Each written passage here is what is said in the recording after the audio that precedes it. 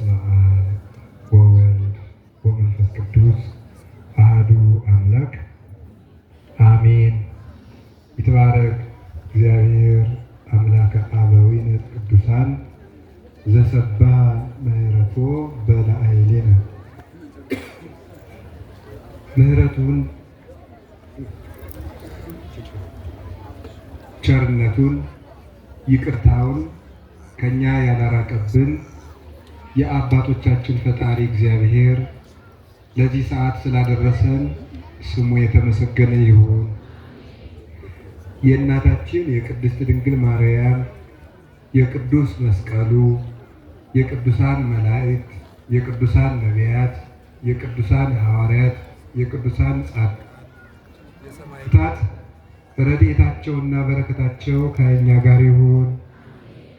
የተከበሩ አባታችን መላከ ገነት ለይኩን የምስራቅ ፀሐይ ቅዱስ ሚካኤል ቤተ ክርስቲያን አስተዳዳሪ፣ የተከበሩ መምህራችን ሊቀ ሊቃውንት ዮሴፍ በኢትዮጵያ ኦርቶዶክስ ተዋሕዶ ቤተ ክርስቲያን የሊቃውንት ጉባኤ መምሪያ አባልና የሰዋስወ ብርሃን ቅዱስ ጳውሎስ መንፈሳዊ ኮሌጅ ትርጓሜ መምህር፣ የተከበሩ አባታችን ሊቀ ጠበብት ጌራወርቅ ዋለ የደብረ ኃይል መስቀለ ክርስቶስ ወቅዱስ መርቆሬዎስ ቤተክርስቲያን አስተዳዳሪ፣ መላከ መንክራት አባ ገብረ ሚካኤል የመጻሕፍተ ብሉያትና የመጻሕፍተ ሐዲሳት መምህር፣ ሊቀ ሊቃውንት መምህር ዳንኤል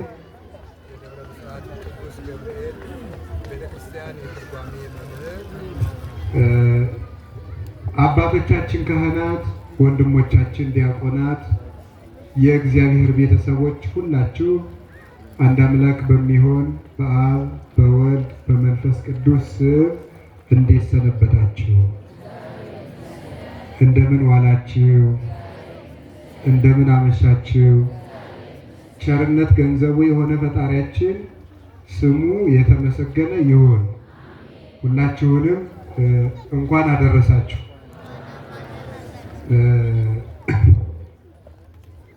እንደ እግዚአብሔር ፈቃድ ዛሬ የምንማማረው ዋጋ ያለው ሰው መሆን በሚል ርዕስ ነው የምንማማረው። እስኪ በሉ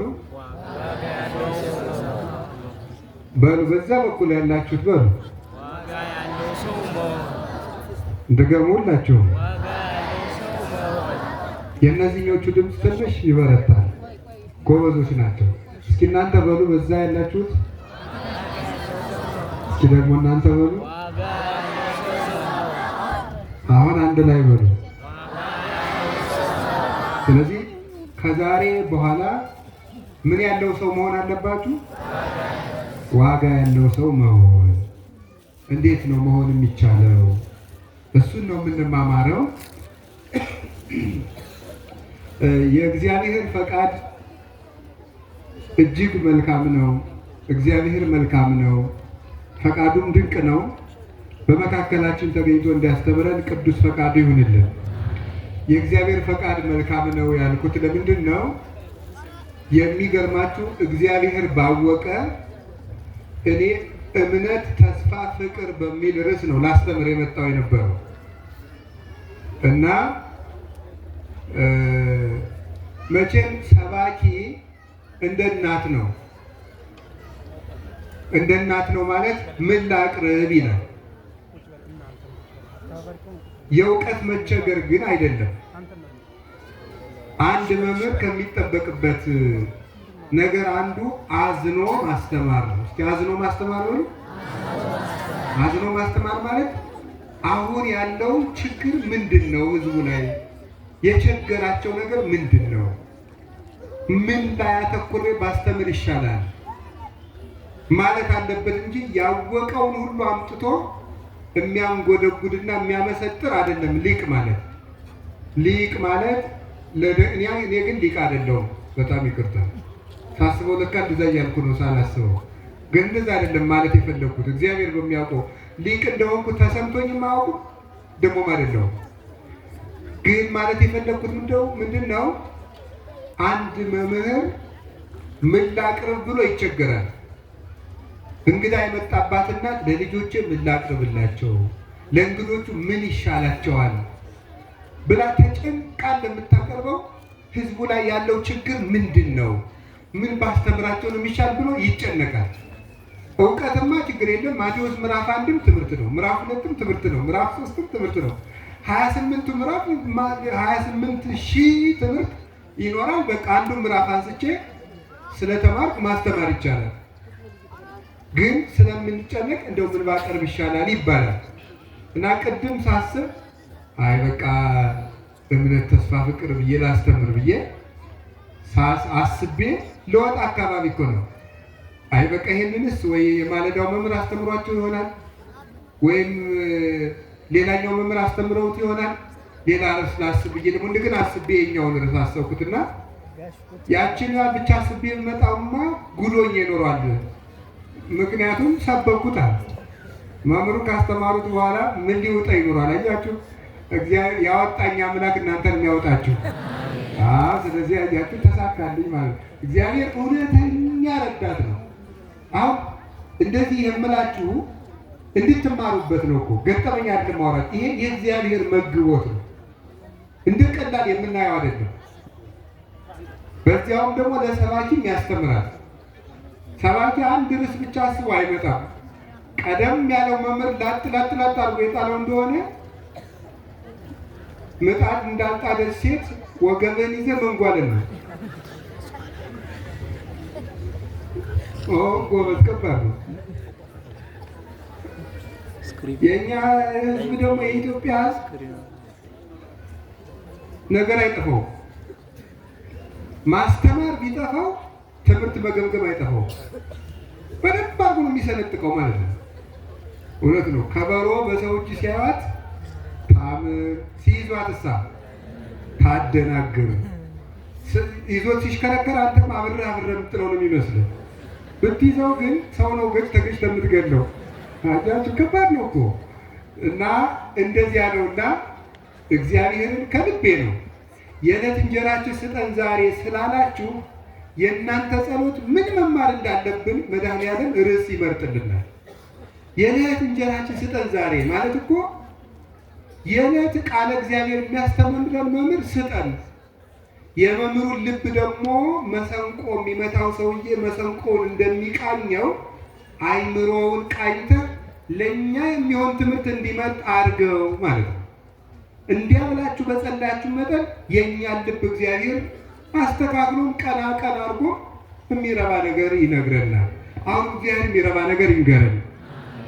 እሺ፣ ርዕሳችን ምንድን ነው? ምን አላችሁ? ዋጋ ያለው ሰው መሆን። ለምንድን ነው እንደዚያ የምንለው ነው? ለምንድን ነው ዋጋ ያለው ሰው መሆን የምንለው? በሶስት ምክንያት ይህንን ርዕስ እንማማራለን። ዋጋ ያለው ሰው መሆን የሚለው አንደኛ፣ ሁላችንም ዋጋ የሌለኝ ሰው ነኝ የሚል ስሜት እንዲሰማን እያደረገን ስለሆነ ሰይጣን። ሁለተኛስ፣ የሰው ዋጋ አልገባን ስላለ። ሶስተኛስ፣ ዋጋችንን ስላላወቅን። በዚህ ምክንያት ዋጋ ያለን እንድንሆን እንማማራለን። ዋጋችንን ስላላወቅን፣ የሰው ዋጋ ስላልገባን፣ የሌሎች ዋጋ ማለት ነው። ሶስተኛ ደግሞ የራሳችን ዋጋ ስላልገባን። በዚህ ምክንያት ዋጋ ያለው ሰው ስለመሆን እንማማራለን። ለመነሻ የሚሆነን ጥቅስ የምንወስደው በኦሪት ዘፍጥረት ምዕራፍ 15 ቁጥር 1 ላይ ያለው ነው። እግዚአብሔር ለአብርሃም የተናገረው ነው። ወይቤሎ እግዚአብሔር ለአብርሃም፣ አብርሃም አልተባለም ገና፣ ኢትፍራህ አብርሃም እስመ ሀሎኩ ምስሌከ፣ አብርሃም ሆይ አትፍራ እኔ ካንተ ጋር ነኝና። እስመ አነ አጸናአከ፣ እኔ አጸናሃለሁ። ወአአብየከ፣ ከፍ ከፍም አደርግሃለሁ። እስመ ብዙኅ ውእቱ አስብከ በኀቤየ በእኔ ዘንድ ዋጋ ብዙ ነውና ይላል። እስኪ በሉ በእኔ ዘንድ ዋጋ ምንድን ነው? ስንት ነው አለው? በእኔ ዘንድ ዋጋ ብዙ ነውና። አብርሃም ብዙ ዋጋ ያለው ሰው ነው። ብዙ ዋጋ ያለው ሰው ነው። ስለዚህ እንደ አብርሃም ዋጋ ያው የምናወጣ ሰዎች ምንሆን? እንዴት ነው? ዋጋ የሚያወጣ ዕቃ ይወደዳል። አሁን ከአንድ ሱቅ ሄዳችሁ ይሄንን ዕቃ ስንት ብር ትሸጥልኛለህ ትላላችሁ። ይሄን ያህል ብር እሸጣዋለሁ ይላል። ቀንስልኝ፣ 2 ብር ቀንሼልሃለሁ። በደንብ ቀንስ እንጂ ሌላ የሚቀንስ ልስጥህ እንዴ? ምንድን ነው የምትሉት? አይ ይሄው ላይ ቀንስልኝ ነው። ምክንያቱም ውድ የሆነው ዕቃው ምን ቢሆን ነው? ጥሩ ቢሆን ነው። ዋጋ ውድ የሆነ ነገር ጥሩ ነው ብለን እናስባለን። የሌለ ነገር እንፈልጋለን። የሌለ ነገር አሁን ሰው ለምን ይመስላችኋል? ወርቅ ቀለበት ሲያሰራ የሚጋቡት ሰዎች የቆርቆሮ ቀለበት ቢያደርጉ ምንድን ነው ችግሩ? ምን ችግር አለ? ጠቅለል አድርጎ በደንብ አድርጎ በብርጭቆ ወረቀትም በምናምን በጋራጅ አለስልሶ ሰው የብርጭቆ ወረቀት የማያደርግ የቆርቆሮ ቀለበት የማያደርግ ምን ችግር አለ? መዳብስ ቢያደርግ የሆነ ብረትስ ቢያደርግ ይሄ አጥሩ የሽቦ አጥር ታውቃላችሁ? እሱንስ ቀለበት የማያደርግ ምን ችግር አለ? ለምንድን ነው ሰው የወርቅ ቀለበት የሚያደርገው? ጋብቻውን ማክበሩን የመጨረሻ ውድ በሆነ ነገር እየገለጸ ነው። ጋብቻው ትልቅ መሆኑን ዋጋ ውድ በሆነ ንጥረ ነገር ይገልጻል ነው እንጂ ግን ምንም የቆርቆሮም ቢሆን የምንም ቢሆን የብር ስለምን አያደርግም? መንፈሳዊ ትርጉም አለው ቀለበቱ። ግን ሰው እናንተ ግን መንፈሳዊ ትርጉም ገብቷችሁ ነው የወርቅ የምታደርጉ? በፍጹም። መንፈሳዊ ያልሆኑ ሰዎች ሁሉ የወርቅ ቀለበት አይደል ያደርጉት? ፈረንጆቹ ከፍ ሲሉ ደግሞ የምንድን ነው የዳይመንድ ቀለበት ያደርጋሉ። የአልማዝ ቀለበት፣ የዕንቁ ቀለበት ያደርጋሉ።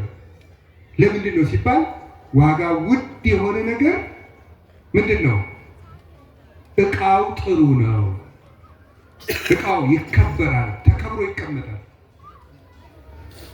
ከገዛናቸው ዕቃዎች ውስጥ ሁሉ አንዱን እንዲያው አንዱ ልጅ መጥቶ የሆነ ቦታ ጣል ሲያደርገው አንተ ስንት ነገር እንደፈሰሰበት አላወቅም ብለን የምንቆጣው ዋጋ ያስከብራል። ዕቃውን የተከበረ ቦታ ያስቀምጠዋል፣ እንዲጠበቅ ያደርገዋል፣ እንክብካቤ እንዲኖረው ያደርጋል፣ ዓይናችን እንዲያርፍበት ያደርጋል። ዋጋ ትልቅ ነገር ነው የእግዚአብሔር ቤተሰቦች። ስለዚህ ሁላችንም ዋጋ ያለን ሰዎች መሆን አለብን። አንድ ነገር ልንገራችሁ፣ ሰው እንዲያከብረን አንተ ሰውዬ እኔ ነግሬሃለሁ አክብረኝ፣ አያከብረን። እባካችሁ እነገሌ እንዲያከብሩኝ ቀስቀስ አድርጉልኝ። በፍጹም ሊያከብሩን አይችሉም። ሰምታችኋል አይደል? ይሄ ይቅር በሉኝ፣ ይሄ የጥራዝ ነጠቅ ትምህርት ነው። ሊደርሺፕ የሚባል ትምህርት አለ። የጥራዝ ነጠቅ ያልኩት ዲፓርትመንቱን ሳይሆን እኔ መጥቀሴ በጥራዝ ነጠቅ ነው። አልተማርኩም ሊደርሺፕ እና በሊደርሺፕ ትምህርት 5 ፒስ የሚባሉ አሉ። ፒ የሚባሉት ማለት ነው። እና አንድ ጥሩ መሪ የሚለካበት ፒዎች ናቸው እነዚህ 5 ፒ በደረጃ ነው። አንደኛ፣ ሁለተኛ፣ ሶስተኛ፣ አራተኛ፣ አምስተኛ የተባለ የመጨረሻው ፒ በጣም ኃይለኛው በጣም ወርቁ መሪ ነው። የመጨረሻውን ፒ የደረሰው አንዱ ፒ ግን ፖዚሽን ነው የሚባለው። አንዱ ፒ ምንድን ነው? ወንበሩን ፈርተው ሰዎች ሰጥለበት የሚሉለት ሰዎች ነው። ግን እያከበሩት ሳይሆን እየፈሩት ነው። አይወዱትም፣ አያከብሩትም። በልባቸው ክብር የላቸውም፣ ይጠሉታል። ግን ካላከበር ነው አንኖራትም ብለው ለጥ የሚሉ ናቸው ማለት ነው። ወደ ግራ ዞር ሲል በግራ ያለው ለጥ፣ ወደ ቀኝ ዞር ሲል የገሩ ለጥ የሚል፣ ሲተነፍስ ሁሉ አሜን የሚል ፈርቶ ነው። አክብሮ እኮ አይደለም። ቀን ያገኘ ለቅቱ ወሮ ነው የሚተው። ፖዚሽን ያመጣው ክብር አይረባም።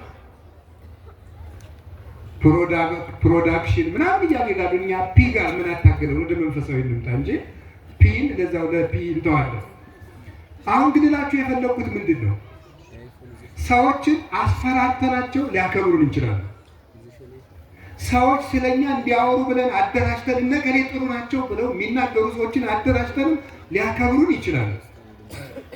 ያ ግን የማይቀጥልና ጊዜ እስከተሰጠን ድረስ የሚቆይ መከበር ነው። እሱ ክብር አይደለም። ከዚያ በኋላ ሰዎች እንዲወዱን ብዙ ነገር እናደርጋለን። አቤት አቤት! ሰው እኮ ለመወደድ የሚደክመው ድካም እናቴ! የፀጉር አቆራረጣችሁ ለምንድን ነው? ለመወደድ።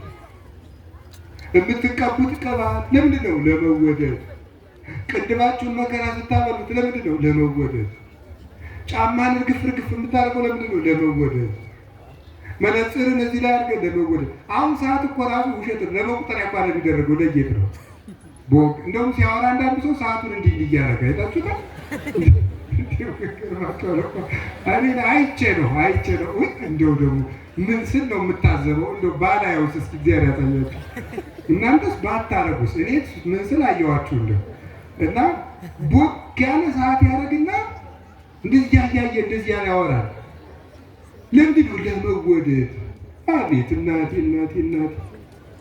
አይደለም ለመወደድ ዋጋ መጨመር ነው። እስቲ ዋጋ መጨመር በሉ።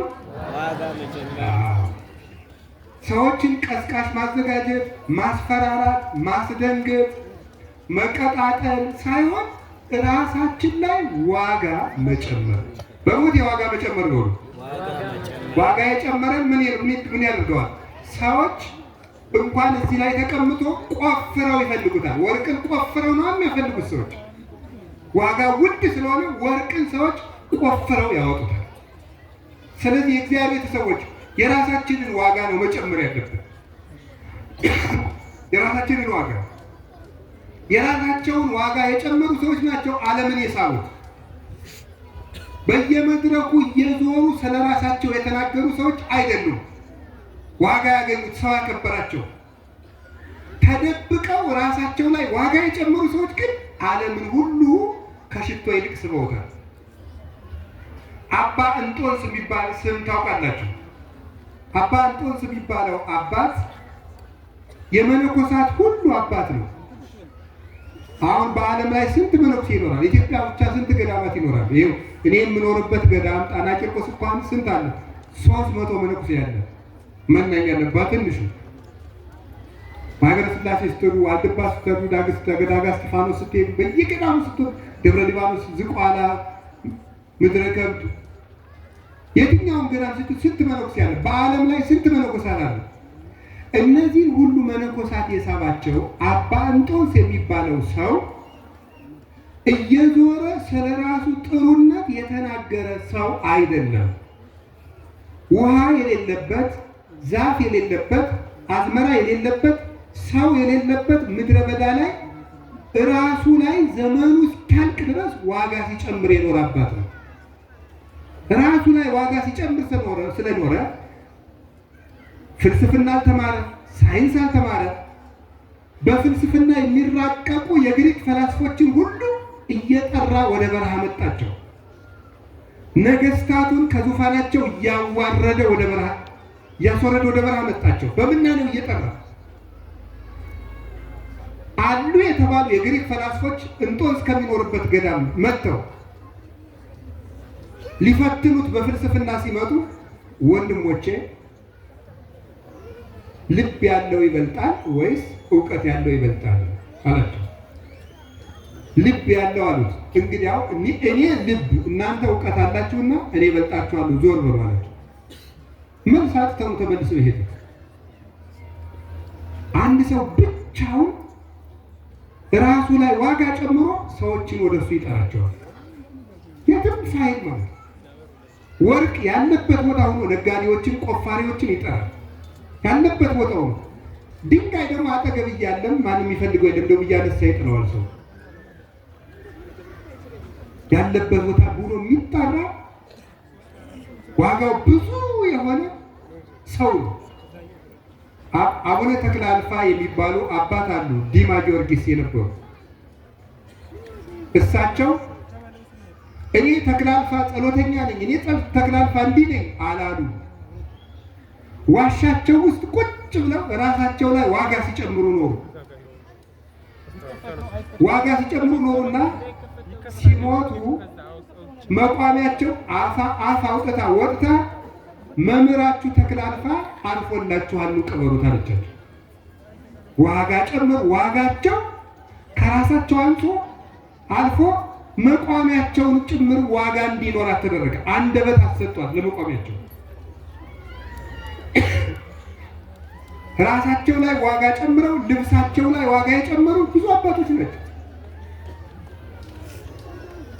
እንደ ኤልያስ ቅድም መምህር እንዳስተማሩ ነብዩ ኤልያስ ራሱ ላይ ዋጋ ሲጨምር የነበረ አባት ነው። ኤልዛቤል የምትባለው ደግሞ የምትለብሰው ልብስ ላይ ዋጋ ስትጨምር የኖረች ሰው ነው። ውድ የወርቅ ዘውድ ነበራት፣ ውድ ቀሚስ ነበራት፣ ውድ መታጠቂያ፣ ውድ ቤተ መንግስት፣ ውድ መመገቢያ፣ ውድ አልጋ፣ ውድ የሐር መጋረጃ ነበራት። ኤልያስ ደግሞ ውድ ሰውነት ነበረው፣ ውድ ነፍስ ነበረችው፣ ውድ ልብ ነበረው። ኤልዛቤል ያ ሁሉ አጥፍታ ነፍሷ ግን ርካሽ ነበረች። ስጋዋ ርካሽ ነበር፣ አይምሯ ርካሽ ነበር። ቀናተኛ፣ ስግብግብ፣ ነፍሰ ገዳይ፣ ድሃ የምታስጨንቅ ክፉ ሰው ነበረች። ኤልያስ ደግሞ ርኅሩህ፣ በእግዚአብሔር ፍቅር ልቡ የሚናደድ ንጹሕ ድንግል፣ ወደ ሰማይ አይኑ ያቀና እምነቱ እስከ ሰማይ የተዘረጋ አምድ ጽኑ ነቢይ ነው። ልብሱ ግን አንድ ናት። እሱ የነፍሱን ዋጋ ጨመረ። ልብሱ ግን ርካሽና አንድ መጠምጠሚያ ነው። የስግደት ወዝ የጠገበ አንድ መደረቢያ ነው የነበረው። ዋጋ የነበረው ሰውነቱ ለነፍሱ ለጨርቁ ዋጋ ሰጠውና አድርጎ ወደ ላይ ሲሄድ ደቀ መዝሙሩ ኤልሳ አባቴ በረከትህን ላክልኝ ሲለው መጎናጸፊያውን ነበር የላከለት። የሰውነቱ ዋጋ ልብሱንም ዋጋ ሰጥቶት ነበርና ኤልያስ አንድ ምውት ነው ያስነሳ፣ በሕይወቱ አንድ ሙት ነው ያስነሳ ኤልያስ። ኤልሳ ግን ጌታዬ ያንተ የመምህር ጸጋ ድርብ ይሁንልኝ ሲለው በልብሱ በኩል እጥፍ ዋጋ ሰጠው። ኤልሳ ከመምህሩ እጥፍ ዋጋ ኖሮት 2 ሙት አስነሳ። ተሻግሮ ሲሄድ ዮርዳኖስን መሻገሪያ ቢያጣ አይቴ ሃሎ አምላኩ ለኤልያስ የመምህሬ የኤልያስ ፈጣሪ እግዚአብሔር የት ነው ብሎ በመጎናጸፊያው ዮርዳኖስን ቢመጣ ተከፍሎለት ተሻገረ። ኤልያስ የነፍሱ ዋጋ ለስጋው፣ የስጋው ዋጋ ለነፍሱ ዋጋ ሆነ። ዋጋ ያለው ሰው ልብሱም ዋጋ አለው፣ መቃብሩ ዋጋ አለው፣ አጥንቱ ዋጋ አለው። ኤልሳ ሙቶ አጥንቱ ነበረ ሙት የቀሰቀሰ። ከኤልሳ አጠገብ ሄዶ ሲቀበር ኤልሳ ከሞተ በስንት ጊዜው አጥንቱ ሲነካው ሙቱ አፈፍ ብሎ ተነሳ። ትልቅ ሰው ሙቶ እንኳን አጥንቱ ዋጋ አለው። ሞኝ ደግሞ እየኖረም ዋጋ የለው። ዋጋ ያለው ሰው ኤልዛቤልሳ ውድ ዕቃ ነው እንጂ ስትገዛ ይኖረች፣ አይምሮዋ ግን ርካሽ። ምን ሆነች? ርካሽ እጣቢ፣ ክብር የሌለው እድፍ በውጭ ተደፍቶ እንደሚጣል ተገላ በመስኮት ተጎትታ ወድቃ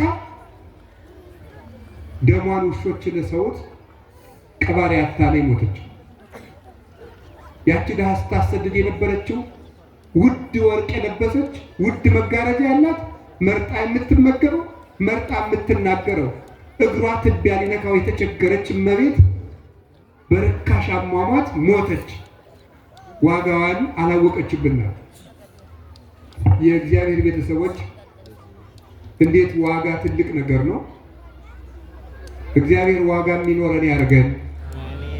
ዋጋ እንዲኖረን ያርገን። አሁን ሁሉም ነገር ዋጋ እያጣ ነው። ይገርማችኋል። ዋጋ አጥቷል። ዋጋ አጥቷል ሁሉም ነገር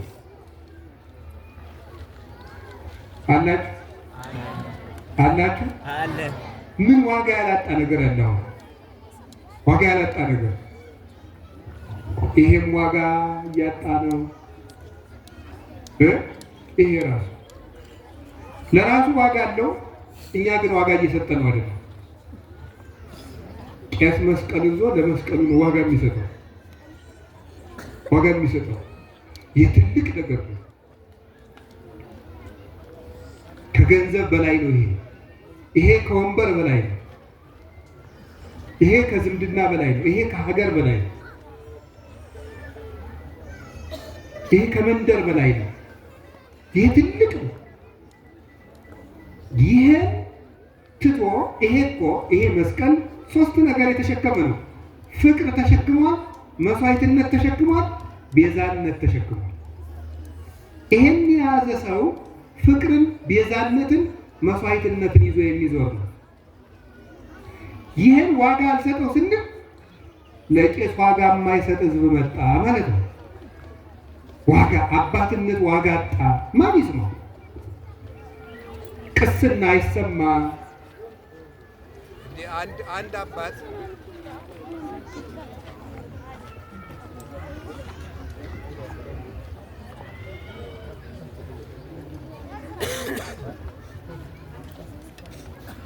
እሺ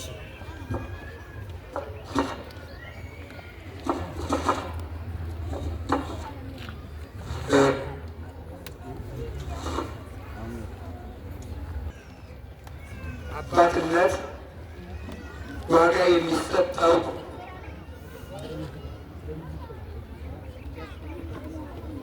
ሰማችሁ? ምንኩስና ዋጋ የሚሰጠው ነው። ክብር ይገባዋል።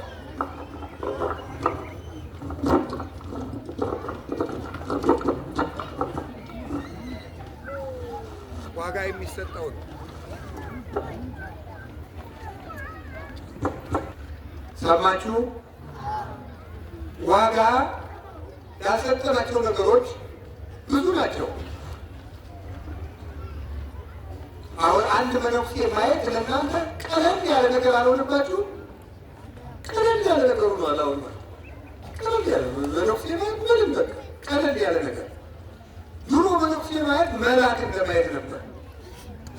ሁሉ ነገር ቀነሰ፣ ዋጋ አጣ። እንዴ አንድ አባት የነገሩኝ ልንገራችሁ። የዋልድባ አባቶችን አንድ ንጉሥ ብር ይሰጣቸዋል። 100 ወቄት ብር ነው ሰጥቷቸው፣ ሂዱ ለዚህ ሰተና ተብሎ መልእክተኛው ሲልክ ዋልድባ አባቶች ተቀብለው 100 ወቄት ወርቅ ተቀብለው አቡነ ዘበሰማያት ሲደግሙ ምን ቢያደርጉ ጥሩ ነው? አንዳንድ አቡነ ዘበሰማያት ሳይደግሙ አቡነ ዘበሰማያት ደግሞ ያኛው ይትቀደስ ስምከን፣ ያኛው ደግሞ ትምጻ መንግሥትከን፣ ያኛው ደግሞ ወይኩን ፈቃድከን ብቻ ብሎ ዝም። አንተ ብሩን ሰጥታቸው ለመነኮሳቱ? አዎ። ጸለዩ? አዎ። እንደው ምን ለያዙልኝ ይሆን? ብዙ ጸሎት አደረጉ? ንጉሥ ብዙ ጸሎት ውስጥ ቀርቶ አንዳንድ አቡነ ዘበሰማያት ሞተው ጸለዩ። ተካፍለው አንዲት አቡነ ዘበሰማያት የለገሙት ይዛቸዋል። ምን ቢጠግቡ ነው? ይዘኒን አለ። የሚያስገድሉ ሰዎችን ላከ። ከዚያ በኋላ ትልልቅ አባቶች አንሄድም፣ ወጣቶቹ መነኮሳት፣ ጀማሪዎቹ መነኮሳት ሂዱ። ጀማሪዎቹ ላኳቸው። እናንተ 100 ወቄት ወርቅ ደርሷችኋል? አዎ። ምን ጸለያት? አንዲቱን አቡነ ዘበሰማያት ተካፍለው። ምን ብትልቁኝ ነው ሲሆን ዳዊት ሙሉ መጸለያችሁ አንዲት አቡነ ዘበሰማያት ተካፍላችሁ ምጸልይ ምን ትይተኛላችሁ? ይመዘን ንጉሥ ይመዘን። 100 ወቄት ወርቅ በሚዛን ተቀመጠ። እነዚህ አባቶች ትናንት እንደደገሙት ተዳድለው እኮ ነው። አሁን ስናት ደስበከ ትምጻእ ውስጥከ ወኩን ፈቃድከ በከመ በሰማይ ከማሁ በምድር ይሳየነ ለለለትና አበናውን ዝልክለነ አብሳነ እየጋየነ ከመዲናነ ለደብረ ዛተሰረነ ታባነ ዘወስተ መስጠት አላደረነ ወራነ ቅዱስ ነሲያካ የዚህ መንግስት ኃይለ ስብሐት አለማለት ብለው ያችን መሰላ ቅዱስ ገብርኤል ጸልየው ኋላ ባዶውን ሚዛን ትፍትፍ ይዘው ሲሉት እፍት ሲሉት ሁሉም ያችን ደግሞ 100 ወቄት ወርቅ ተንጠልጥሎ ባዶ ሚዛን መዘነ። 100 ወቄት ወርቅ ተንጠልጥሎ ባዶ ሚዛን አቡነ ዘበሰማያት ስለተሸከመ ዝቅ አለ። ሰዎቹ ዋጋ ያላቸው ሰዎች ስለሆኑ ዋጋ ያላቸው ሰዎች ስለሆኑ የነሱ ዋጋ አቡነ ዘበሰማያትን ሲሸከም ባዶ ሚዛንን ሊደፋ አደረጉ። አባቶቻችን ዋጋ ያላቸው ናቸው። ክርስትና ዋጋ አለው። ዋጋ አለው። ተራራ አፍልሰውበታል። ቅድም እንደሰማችሁት አራዊትን ለጉመውበታል እና አቡነ ገብረ መንፈስ ቅዱስ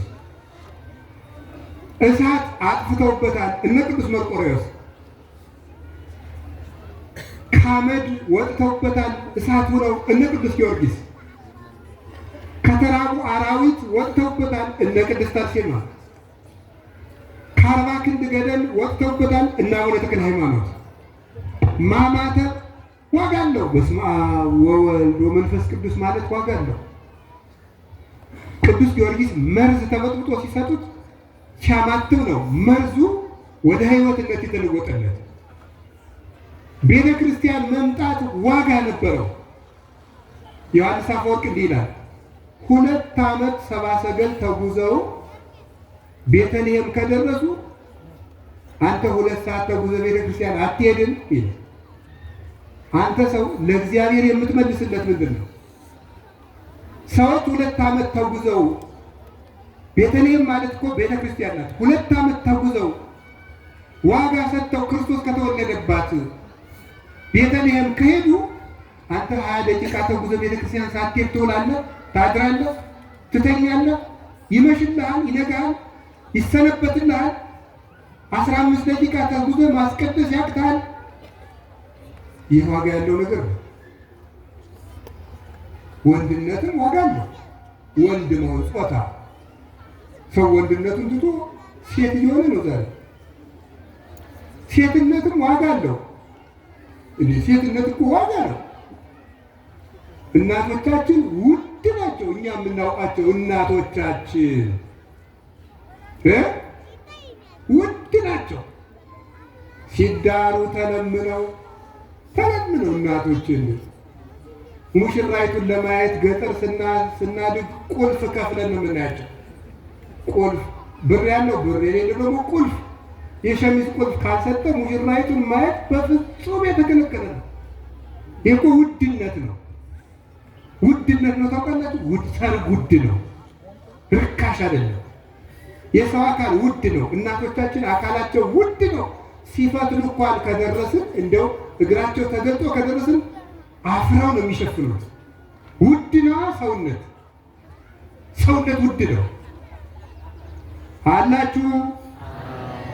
እግዚአብሔር ከሁላችን ጋር ይሁን። ዘመን እየጣለን ያለ ራሳችን ስለጣለን ነው። ሰው ራሱ ሲጥል ነው ዘመን የሚጥለው።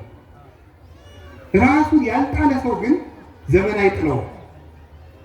ማንም ዘመንን ጥሎት አያውቅም። ሰው ራሱን ሲጥል ብቻ ነው ዘመን የሚጥለው። አላያችሁም እንዴ? ዘመን የጣለውን ሰው ግን ማን ያነሳው? እግዚአብሔር። ሙሴ የተወለደው ሰው በሚጣልበት ጊዜ ነው። ምን በሚጣልበት? ሰው በሚጣልበት፣ ወንድ በተወለደ ቁጥር በሚጣልበት ዘመን ተወለደ። እናት አባቱ ግን ዘመን የማይጥለው ሃይማኖት አላቸው። ተጣለ እንደ ሰው።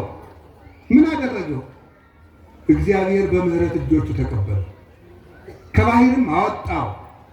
ዘመን ጥሎኝ አትበል። ጌታዬዋ ዘመን አይጥልም፣ ሰው ነው ራሱ የሚጥል። ዘመን ጥሎኝ አይባልም። ዘመን ማለት ምንድን ነው? ዘመን ማለት እኮ ሰዓት ነው። ሰዓት ጭንቅላት አለው የሚጥል አንድ ሰዓት ነው፣ 2 ሰዓት ነው የጣለ መስከረም የጣለ ጥቅምት ማን የጣለ? ጨረቃ ነው የጣለ? ፀሐይ፣ ከዋክብት ራሳችን ነው የጣለ። ራሱን ላልጣለ ሰው ዘመናውያን በሰለጠኑበት ወይም ዘመን በዘመን የነገሱ በዘመን የተመቻቸው ሰዎች ክፉ በሚሰሩበት ሰዓት እንኳን እግዚአብሔር በእሳትና በአውሎ መካከል መንገድ አለው የተባለ ለዚህ ነው። ክፉ ሰዎች በበዙበት ዘመንም ማለፍ ይቻላል። መከራው ራስን መጣል። አንድ ጸሐፊ የተናገረው ነገራችሁ። ድንግል ማርያም ሆይ እመቤታችን ስለምናል እኔን ለራሴ አትጣይኝ ብሏል። እስኪ በሉ ሁላችሁ ድንግል ማርያም ሆይ በሉ። እኔን ለራሴ አትጣይኝ። ለምን? ራሴን ምስለማ ለራሴ አልሆንም ነው። ለራሴ አሳልፈሽ አትስጭኝ፣ እኔ ለራሴ ክፉ ነኝ ነው። ዘመዶቼ ለሰው ተላልፎ ከመሰጠት በላይ የራስ ባሪያ መሆን ክፉ ነው። ራስን እንዳለማሸነፍ ያለ ባርነት የለም። ከራሱ ነፃ የወጣ ሰው ማንም በሱ ላይ ባሪያ መሆን አይቻለው። ሰው ከራሱ ነፃ ሲሆን የእግዚአብሔር እጅ በሱ ላይ ይሰራል። ስለዚህ በራሳችን ላይ ዋጋ አይኖረን። ልንገራችሁ፣ ዋጋ ያላቸው ሰዎች ተወርውረው እንኳ ቢሆን ይወጣሉ። ቅዱስ ጎርጎርዮስ ዘአርማንያ የሚባለው አባት ንጉሱ ዘመን ተመቸው፣ ክርስቲያኖችን ይጠላል። ጎርጎርዮስን ወስዶ ገደል ውስጥ ወረወረው። ሲወረውረው ዋጋ ያለው የእግዚአብሔር ገንዘብ ነው። እግዚአብሔር ምን ብሎ ነበረ? ሀባሃሎ መዝገብክሙ ወየ ይሄሉ ልብክሙ፣ ገንዘባችሁ ባለበት ልባችሁ በዚያ ይኖራል ብሎ ነበረ ጌታ ሲነግረን። ገንዘባችሁ ባለበት ልባችሁ በዚያ ይኖራል። ማቴዎስ ወንጌል ምዕራፍ 6 ላይ ይሄ። ስለዚህ ምንድን ነው? ጎርጎርዮስ የእግዚአብሔር ውድ ገንዘብ ነው። ውድ ሰውነት ያለው በኃጢአት በድቁርና በክህደት ያረከሰ ውድ ሰው ነው። የእግዚአብሔር ገንዘብ ውድ ገንዘብ ተወርውሮ ይጥላል? የለም። ወርውሮ ሲጥልናል። አንዲት ድሃ ሴት እንድታየው አደረገ። ለ15 ዓመታት ያክል ከጉድጓድ ውስጥ ስንቅ በገመድ እያቀበለችው ሲመገብ ነዋል። ከዚያስ እግዚአብሔር ይሄንን ውድ ወርቁን ከዚያ ጉድጓድ እንዲያወጣው ፈለገ። እግዚአብሔር ንጉሱ አበደ፣ አይምሮውን አጣ። መፍትሄ ሲያጡ እግዚአብሔር በሕልም ለእህቱ ተገልጾ ገደል የወረወረውን ጎርጎርዮስን ካላወጣችሁ ወንድምሽ አይድንም ማለት። እግዚአብሔርን እነዚያም ሰዎች ገመድ ልከው ጎርጎርዮስን አውጥተው በፈረስ ጭኖ ታጥቦ ልብሰ ተክህኖውን ለብሶ ልብ በሉ ያንን አውሬ ሆኖ የነበረ ንጉሥ ፈወሰው። ለጳጳስነትም በቃ። ወርቅ ጭቃ ውስጥ ቢጣልም ጭቃው ተጠርጎ ራስ ላይ ጌጥ ሆኖ ይወጣል፣ ዘውድ ይሆናል።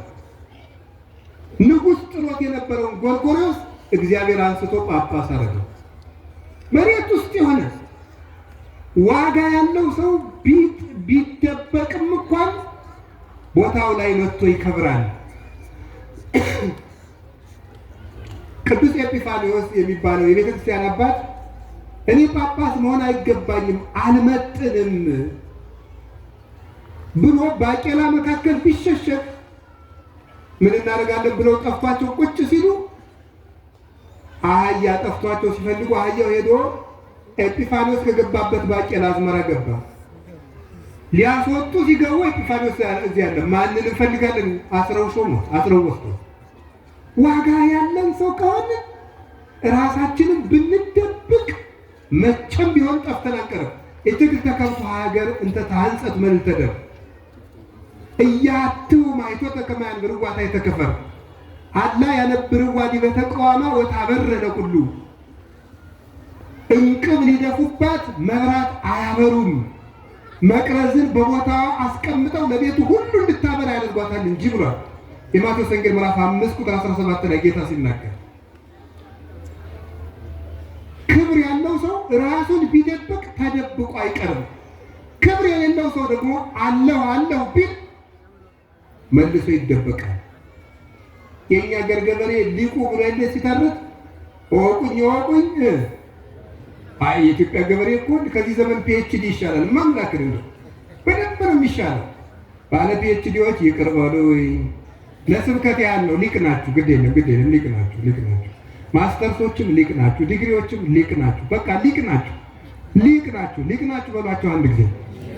በቃ ሊቅ ናቸው እንዴ? ምን ሆናችኋል እናንተ? ልታጣሉኝ ያስባችኋል መሰለኝ።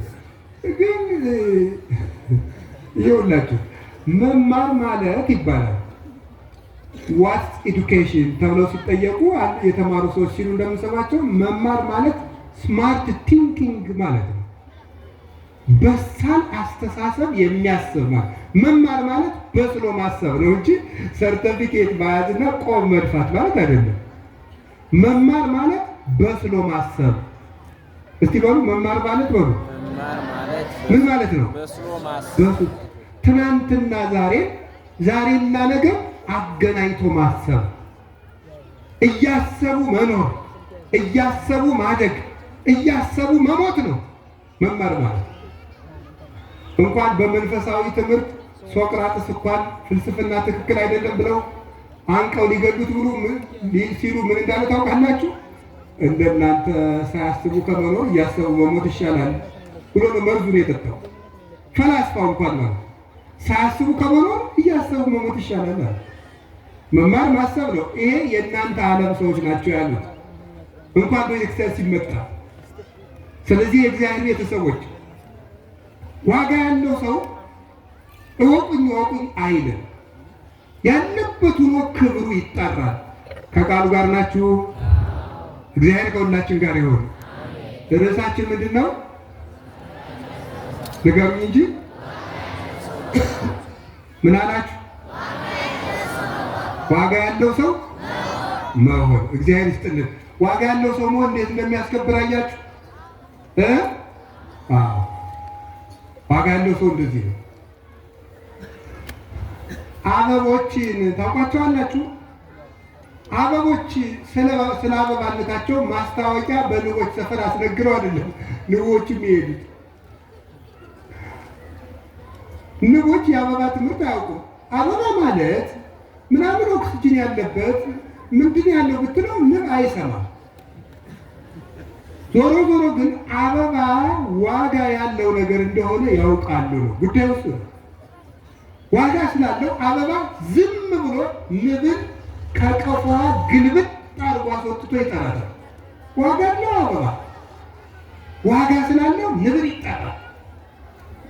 ስለዚህ ወርደው ይቀስማል። ከቃሉ ጋር ናችሁ? ዋጋ ያለው ሰው ያለበት ሆኖ ይስባል። በዚህ ምድር ላይ ዋጋ ያላት ሰው አንድ ትልቅ ሰው አለች፣ ድንግል ማርያም ትባላለች። ዋጋ ያላት ስለሆነች እግዚአብሔርን ከሰማይ ሳበችው። እግዚአብሔርን የሳበ ዋጋ ነበራት። ለዚህ ነው በተረፈ ቄርሎስ ላይ ሄራቅሊስ ወይ ፕሮቅለስ የሚባለው ሊቅ ሲናገር አስተጋብአተነ ቅድስት ድንግል እንተባቲ ንዋየ ድንግልና ዘአልቦ ሙስና፣ ጥፋት የሌለበት የማይለወጥ ድንግልና ያላት ልባም ዕቃ ድንግል ማርያም ሰበሰበችላት። ምንና ያላት? ልባም ዕቃ፣ ዋጋ ያላት ዕቃ። ንብ ወደ አበባ እንደሚሄድ እነ መላእክት ሁሉ የከበቧት ድንግል ማርያም እኮ አይገርማችሁም? የ15 ዓመት ልጅ እኮ አንዲትን ዋሻ የሰማይ ከተማ አድርገው አደረች።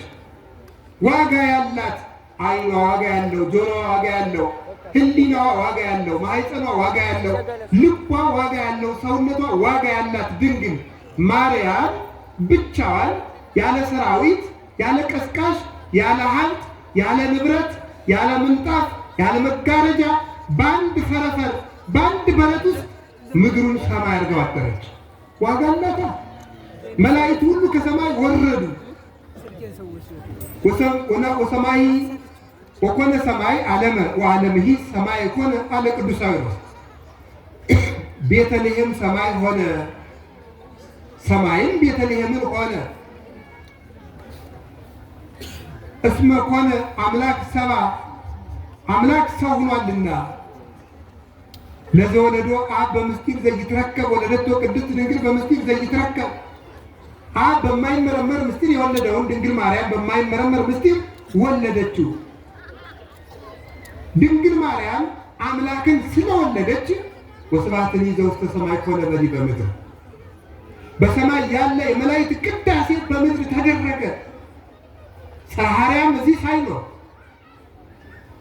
የሰማይ ዙፋን ሳይኖር ያኛው ሰማይ ነድ እሳት የሚፈልቅበት ሰማይ ሳይኖር እመቤታችን በረቱን ሰማይ ያደረገችው አምላክ እሷን ብሎ መጥቷልና።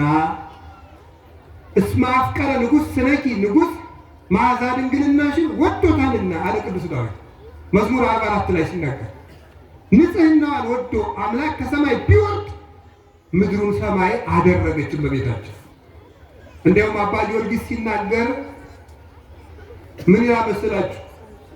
ያችን የመድኃኒት እናት እግሯ የቆመበትን ትቢያ እንድልሰው ማን እድል በሰጠኝ? ተከትያት ግብፅ ለግብፅ እንድዞር እድል ማን በሰጠኝ? ምን ነው ተገኝቼ ጫማዋን በተሸከሙ። ቤተልሔም ላይ የተደረገውን ባየሁ።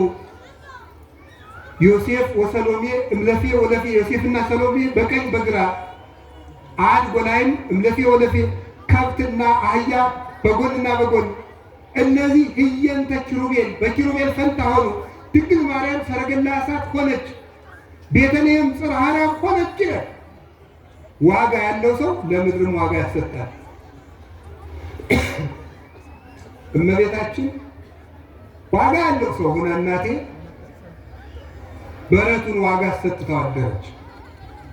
ዋጋ ያለው ሰው በረቱን ዋጋ ያሰጣል። ዋጋ የሌለው ሰው የተነጠፈ አዳራሽን ዋጋ ያሳጣል። በእሳት ያስነድደዋል፣ ያቃጥለዋል፣ ሀገርን አመድ ያደርጋል። ዋጋ የሌለው ሰው። ዋጋ ያለው ሰው ደግሞ የተናቀውን ያከብራል። እግዚአብሔር ዋጋ ይስጠን። ዋጋ እንዲኖረን ያድርገን። ዋጋ እንዲኖረን ያድርገን። አንድ ሁለት ሶስት ነገሮችን ላንሳና ትምህርቴን ልጨርስ። ዋጋ ያለን ሰው መሆን ማለት ምን ማለት ነው? የመጀመሪያው የእግዚአብሔር ቤተሰቦች ዋጋችንን ማወቅ ነው። እስቲ ዋጋችንን ማወቅ በሉ። ዋጋችንን ማወቅ። አቤት ዋጋችንን ማወቅ። እስቲ የኔ ዋጋ ስንት ነው በሉ። አንድ ጊዜ ሁላችሁ በሉ። የኔ ዋጋ ስንት ነው? ስንት ነው? የኔ ዋጋ ስንት ነው ብላችሁ አስቡ። ዋጋችን በደንብ ነው። በሕይወታችሁ ዘመን ሁሉ ዋጋችሁ ነው። አንድ ነገር ላሳያችሁ። ጌታችን መድኃኒታችን ኢየሱስ ክርስቶስ አሁን በዚህ ዓለም ሳይኮሎጂስቶችም ኢኮኖሚስቶችም ሰክሰስ የሚባል ርዕስ ያወሩልናል። በየመቱ ሰክሰስ ይላል። ሰክሰስፉል ይባላል። ሰው ግን ምንድነው ሰክሰስ? ግን ለእኛ ለክርስቲያኖች ይገርማችኋል። እኔ አሁን በዚህ ዘመን ጥሬ ግሬ ሰክሰስፉል ሆኛለሁ። እሺ እስቲ ሰክሰስዎትን ይንገሩኝ። ድሮ ልብሴ አንድ ነበር፣ አሁን 4 መልበስ ችያለሁ። ሌላስ? ሰክሰስፉል። ድሮ በኪራይ ቤት ነበር የምኖረው፣ ቤት ሰርቻለሁ። ሰክሰስፉል። እሺ ድሮ በባጃጅ ነበር የምሄደው፣ አሁን መኪና ገዝቻለሁ። ሰክሰስፉል። ይህ ሰክሰስ አይደለም። ሰክሰስ ሌላ ነው። ሰክሰስፉል ማለት የተሳካለት ሰው የሚባለው ሰውነት ያለው ሰው ነው። እስቲ ሰውነት በሉ ንገሩኝ እንጂ። ሴትዮ ምንድን ነው ያሉት? ሴትዮቹ አሉ እውቀት ያለው ያግባሽ ወይስ ሀብት ያለው ያግባሽ አሏት አሉ። ምን እንዳለች ጀግና ናት። ላይ መልስ ስሙ። ሀብት ቢኖረው እውቀት ከሌለው እውቀት ያለው ይወስድበታልና ምን ያለው ምን ይበለኛለች? እንደዚህ አለች። ንግግሩ እናንተ በሉት እየኮነ አያችሁ። እነሱ አሉ ይውላችሁ፣ ሴቶቹ አሉ አይገርማችሁም? እነሱ አሉ ይኸውላችሁ ነው እውነታችሁን ነው። አይምሮ ያለው ሰው ቢያገባችሁ ይሻላችኋል። አይምሮ ያለው ሰው ሰውነት ያለው ሰው እውቀት ስላችሁ ኤክስ ፕላስ ዋይ አይደለም። እውቀት ማለት ራሱን የሚገዛ ሰው ነው፣ የሚያስብ ሰው። ከቃሉ ጋር ናችሁ? ስለዚህ ምን አለ? ምንድነው ሰክሰስፉል? እንደዚያ ቢሆን ኖሮ ድንግል ማርያም አልተሳካላት ሰው ናት፣ ልብሷ አንድ ነበርና። ድንግል ማርያም አልተሳካላት ሰው ናት፣ ቤት አልነበራትምና። ክርስቶስሳ እንደ ሰውነቱ ብናስበው ያልተሳካላት ሰው ነው፣ በአህያ ይጓዝ ነበርና። ፈረስ እንኳን አልነበረውም፣ እንዳንድ የወረዳ ገዥ እንኳን አህያ ነበር መጓጓዣው። ጎጆ እንኳን አልነበረውም፣ ዋሻ ውስጥ ያድር ነበር እንጂ። ለቆናጽል ግበቅ ቦሙ ለያወፈ ጸማይኒ ምጽላል ቦሙ ለወልደ እጓለ እመሕያው ሳልወቱ ሀበ ያሰምክ ርእሶ። የሰው ልጅ ግን ራሱን የሚያስጠጋበት የለውም እንዳለ ልብስም ምግብም መጠለያም ዋጋ አይደለም። ሲጀመር ስርዓተ ትምህርታችን አበላችሁና ቤዚክ ኒድስ ብሎ ምንድን ብለውልናል? ምግብ፣ ልብስ፣ መጠለያ ብለቁት። መሰረታዊ ፍላጎቶች አለና ምንድን ነው ብለናል? ምግብ፣ ልብስ፣ መጠለያ። አሁን መሰረታዊ ፍላጎት ምግብ፣ ልብስ፣ መጠለያ አባል ርቦት ስላለ ነው እንዳትለው። እንደሱ አይደለም።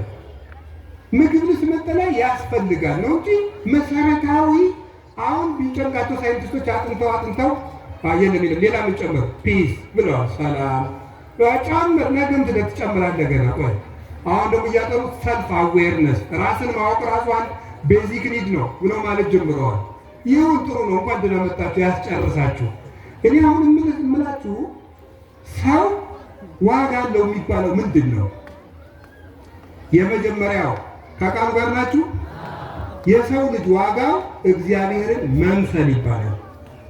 የሰው ልጅ ዋጋው ማንን መምሰል ነው? ነገሩ ኦሪት ዘፍጥረት ምዕራፍ 1 ቁጥር 26 የሰው ልጅ ዋጋው እግዚአብሔርን መምሰል ነው።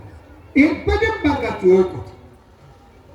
ስለዚህ ቀኑን ሙሉ ዋጋ እንዲኖራችሁ ከሆነ ከፈለጋችሁ እግዚአብሔርን የምትመስሉበትን መልክ የሚያበላሽባችሁን ነገር እየተጠበቃችሁ ዋሉ። ዋጋ የሚኖረን እግዚአብሔርን ስንመስል ነው። ገንዘብ ያስፈልጋል፣ ልብስ ያስፈልጋል፣ ሀብትም ያስፈልጋል።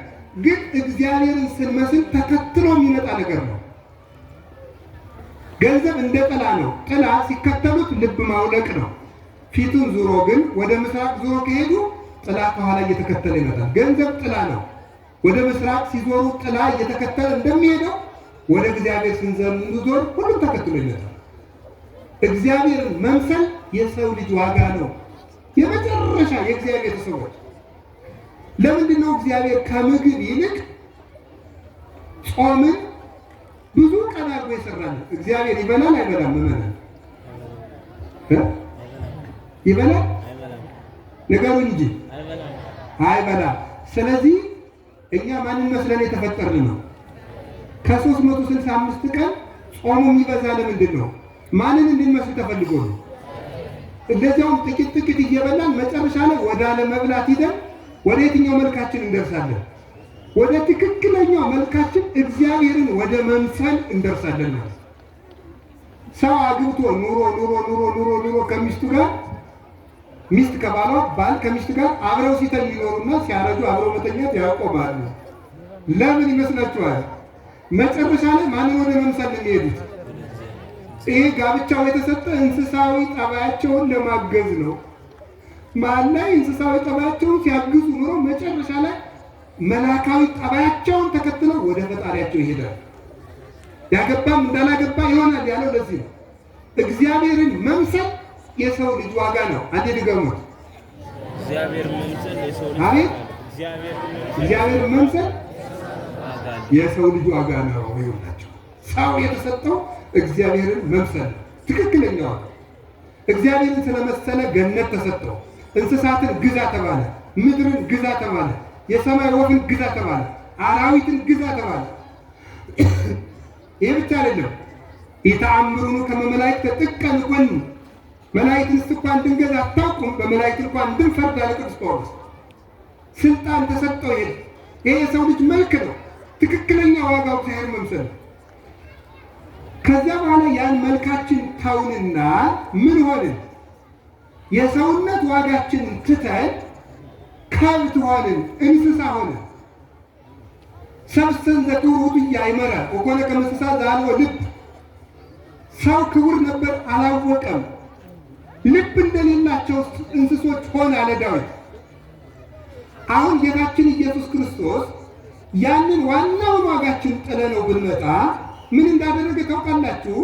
ያንን መልካችንን መልሶ ለመስጠት ዋጋችንን ለመመለስ እሱ የእኛን መልክ ለብሶ መጣ። ወነሳ አርአያ ገብር የባሪያን መልክ ይዞ መጣ። አንዴ ርሶም ሁሉ ከሁሉ ድሃ ሆነ። ከመ ትባሉ አንትሙ በንዴተ ዚአሁ በሱ ድህነት እናንተ ባለጠጎች ትሆኑ ዘንድ እሱ መጣና የእኛን መልክ ለበሰና ዋጋ የሌላችሁ እንስሶች ሆናችሁ ነበርና ዋጋችሁ የሆነ መልካችሁን ልሰጣችሁ የእናንተን መልክ ለበስኩ ለማለት እንስሶች መሀል የተወለደበት ምክንያት ያ ነበረ። እናንተ ዋጋ የሌላችሁ እንስሳ ሆናችሁ ነበረ። ዋጋችሁ ደግሞ የኔ መልክ ነበረ። ዋጋችሁን ለመስጠት እናንተን መስዬ መጣሁ። ተወልደ በአምሳሊከ ከመ ይለድከ በአምሳሊሁ።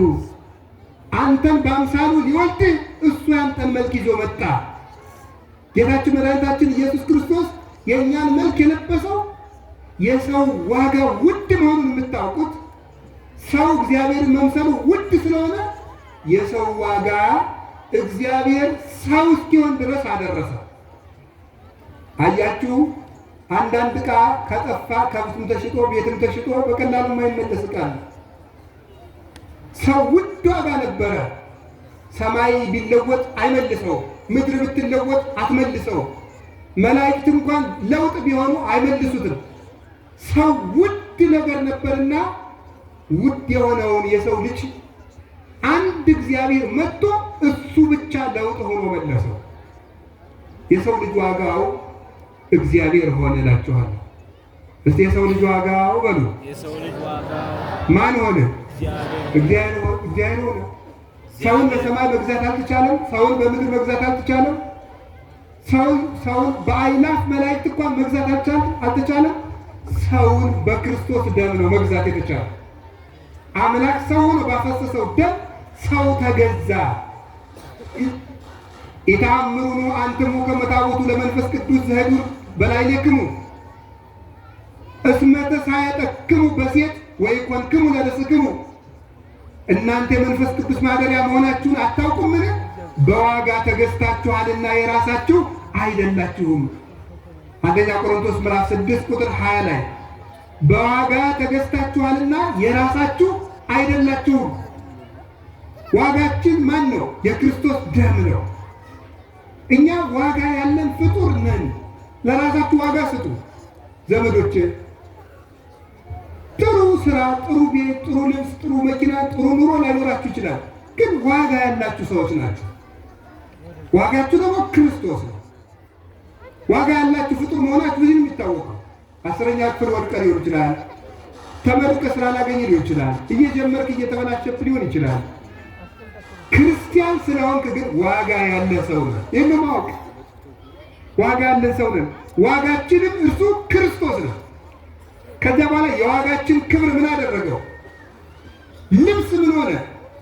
ዋጋችን ትልቅ ስለሆን ለእኛ የተገዛንን ልብስ ምን መሰላችሁ?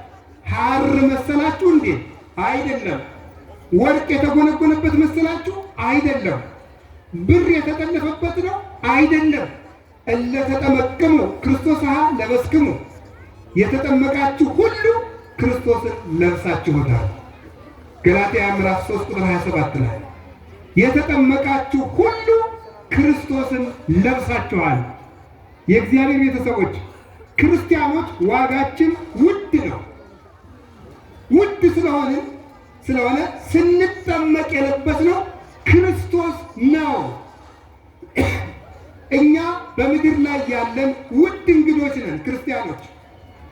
ለውድ እንግዳ በሬ ነው የሚታረድለት፣ ሙክት ነው የሚታረድለት። የተመረጠ ምግብ ነው የሚቀርብለት። ለውድ ክርስቲያኖች ግን የታረደልን እውነተኛው በግ ኢየሱስ ክርስቶስ ነው። ለእኛ የተመረጠልን ምግብ የአምላክ ሥጋ ነው። ለእኛ የተመረጠልን ምግብ የአምላክ መጠጥ፣ የአምላክ ደም ነው። ውድ ነንና የእግዚአብሔር ቤተሰቦች ሰምታችኋል። ለእኛ ልብሳችን ክርስቶስ ነው። ምግባችን ክርስቶስ ነው። ማዕዳችን መስቀል ነው። ሀገራችን ደግሞ ሰማይ ነው። ርስታችንም ሰማይ ነው። አባታችን እግዚአብሔር ነው። የእግዚአብሔር ለእኛ የሰጠን ውድ ስጦታችን ነው። ከምግብ መርጦ ሥጋውን፣ ከመጠጥ ለይቶ ደሙን፣ ከልብስ ይልቅ ራሱን አለበሰ። ከሀገር ይልቅ መንግሥተ ሰማያትን ሰጠን። ልጆቹ አደረገን። የተናቀን ባሪያዎቹን ዘመዶቹ አደረገን። ሥጋችንን ለበሰ። ኦ ዘአፍቀርከ ትሕትናሁ ለእጓለ እመሕያው እምነ እበዮሙ ለመላእክት። ከመላእክት ልዕልና ይልቅ የሰው ልጅን ውርደት ለወደድክ አንተ አንክሮ ይገባል ይላል አባ ጊዮርጊስ። ለእኛ ዋጋችን ይሄ ነው።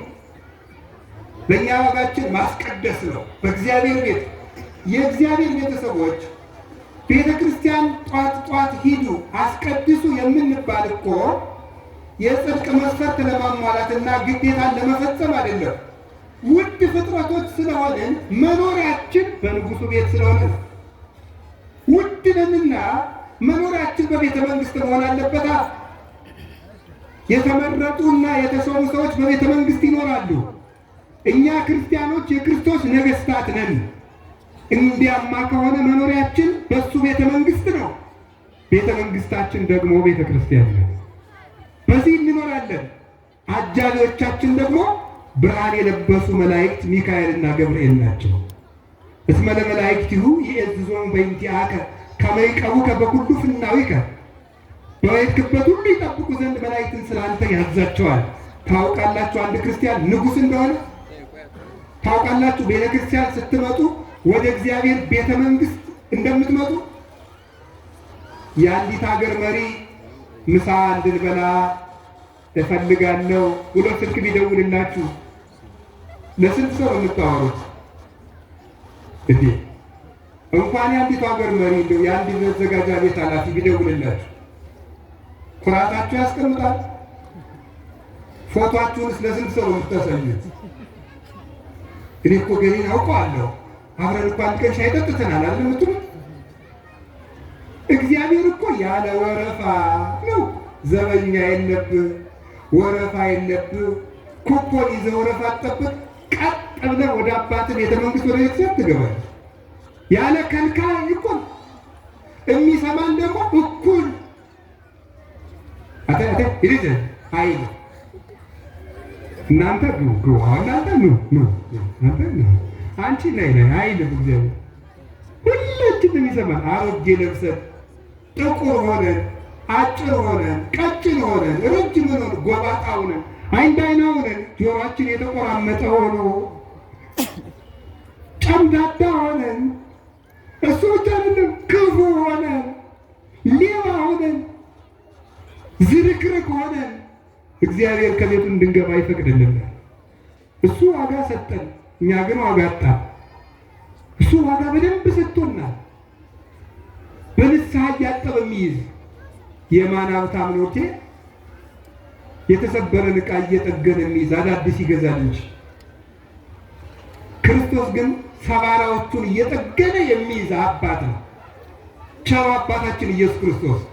የእግዚአብሔር ቤተሰቦች ዋጋ አለን፣ አይዟችሁ። ዋጋ ያለን ፍጡሮች ነን። ለራሳችን ዋጋ እንስጥ። የተፈቀደላችሁን ክቡር ማዕድ ሥጋው ደሙን ኑ ቅረቡት። ክርስቶስን እንልበስ። በእሱ ቤተ መንግስት በቤተ ክርስቲያን እንኑር። ሰራዊተ መላእክት ይክበቡን። ያን ጊዜ ምድር ሁሉ ትፈራናለች፣ ታፍረናለችም። አራዊት ያከብሩናል፣ ወንዝ ይፈራናል፣ ዝናብ ጠብታ ሁሉ ያከብረናል። ለራሳችን ዋጋ እንጨምር። ዋጋ የሚያስጨምር ክርስቶስ ነው። ልንገራችሁ፣ 12 የገሊላ ገበሬዎች ዓለም እንዲያከብራቸው ሐዋርያት የተጨመረላቸው ዋጋ ወርቅ አልነበረም፣ ብር አይደለም፣ ዙፋን አይደለም፣ ትጥቅ አይደለም ያስታጠቃቸው። ራሱን ዋጋ አድርገው ሄዱ። ክርስቶስን ዋጋ አድርገው ቢሄዱ የተዘጋ በር ተከፈተላቸው። መሳሪያ የታጠቁትን በመስቀል ብቻ ልባቸውን ማረኩ። ለምን? ክርስቶስ እውነተኛ ዋጋ ነውና። ዋጋ የሌለኝ አልሆነ ዋጋ የሌለኝ ሰው ለምትሉ ኃጢአተኛ እንኳን ብንሆን ተመልሶ ዋጋ ያለን መሆን እንችላለን። አንድ ነገር ንገራችሁ የእግዚአብሔር ሰዎች፣ ቤተ ክርስቲያን ውስጥ ከሚገርመኝ ነገር መካከል መስቀል ቢሰበር፣ ጽና ቢሰበር ሰባራ ዕቃ ተብሎ አይጣልም። ዕቃ ቤት ውስጥ ሰባራ ዕቃ በክብር እንዲቀመጥ በፍትሐ ነገሥት ታዟል። ቤተ ክርስቲያን ውስጥ አገልግሎት የሰጠ የጥላ ቅዳጅ በውጭ አይጣልም። ምን ይመስላችኋል? ሰባራ ዕቃ የማይጣልባት የትኛውም የተናቀ ሰው ቢሆን ሰይጣን ልቡን ቢሰብረው ሰውነቱ በኃጢአት ቢሰበር በእግዚአብሔር ቤት ሰው ዋጋ አለው፣ ሰው ቦታ አለው። ንዋያተ ቅድሳት የሰው ውክልና ናቸው። ሰው ክብር አለው። ስንሞት ለምንድን ነው? በአዲስ ኪዳን ስንሞት አይገርማችሁም? ሰው ሲሞት አይታችሁ ታውቃላችሁ? ሰው ሞቶ ሲቀበር ከመቀበሩ በፊት አስከሬኑን መጀመሪያ ፓትርያርኩ ካሉ ፓትርያርኩ ናቸው መጀመሪያ የሚስሙት። ቀጥሎ ጳጳሱ ሽሙ፣ ቀጥሎ በየማዕረጋቸው ጳጳሳት፣ ሊቃነ ጳጳሳት፣ ከዛ ቆሞሳት፣ ከዛ እያሉ ይስማሉ። ስንቀበር ድባብ ተይዞልን፣ ያ ድባብ ምንድን ነው? ድባቡ የሚያዘው ጥላው የሚያዘው ጥላ ተይዞ የምንፈታ ምንድን ነው? በብርሃን መጋረጃ መላእክት ስለሚያጅቡን፣ ክርስቲያን ስለሆን፣ የንጉሥ ልጆች ስለሆን፣ ልዕልት ስለሆን ነው። በቤተ መንግስት በቤተ ክርስቲያን ታጅበን ክርስትና ተነስተን ታጅበን እንሞታለን። ሞታችን ክቡር፣ ልደታችን ክቡር። በሞት ወበሕይወት አክብሮ ነው ክርስቶስ ስርዓት ይሰራል። ስለዚህ እግዚአብሔር ቤተሰቦች መድኃኔዓለም ኢየሱስ ክርስቶስ በራሱ መዓዛ ጣፍቶ ክብር ሰጥቶናል። ሰውንም አክብሩ። ስትወልዱ ለልጅ ክብር ይኖራችሁ። ስታገቡ ላገባችሁት ሰው ክብር ስጡ። ሰው ነውና ያገባችሁ። የሰው ዋጋው ክርስቶስ ነውና ክርስቶስ የሞተለትን ሰው አግብቶ ማሸማቀቅ፣ ማቃለል፣ ማሰቃየት ተገቢ አይደለም። ክርስቶስ የሞተለትን ክርስቲያን በየሜዳው መስደብ፣ በየሜዳው ማሸማቀቅ፣ በየሜዳው መግደል ዋጋ ያስከፍላል። የሰው ዋጋው ክርስቶስ ነው። የሰው ዋጋው ክርስቶስ ነው።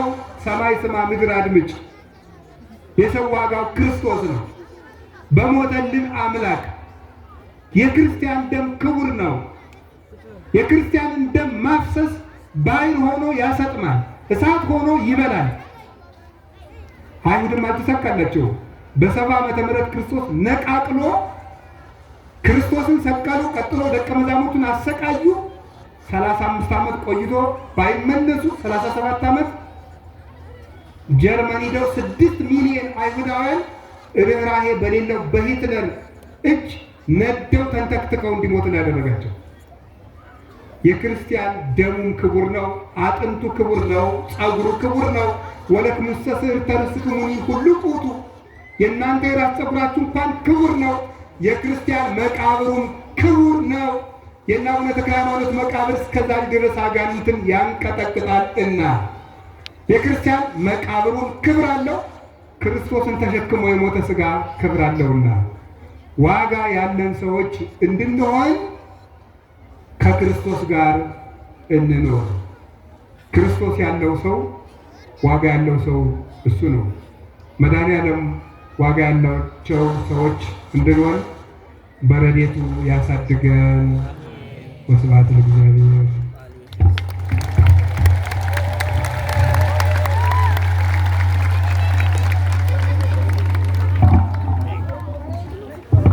ሁላችሁም አሁን በድጋሚ እልል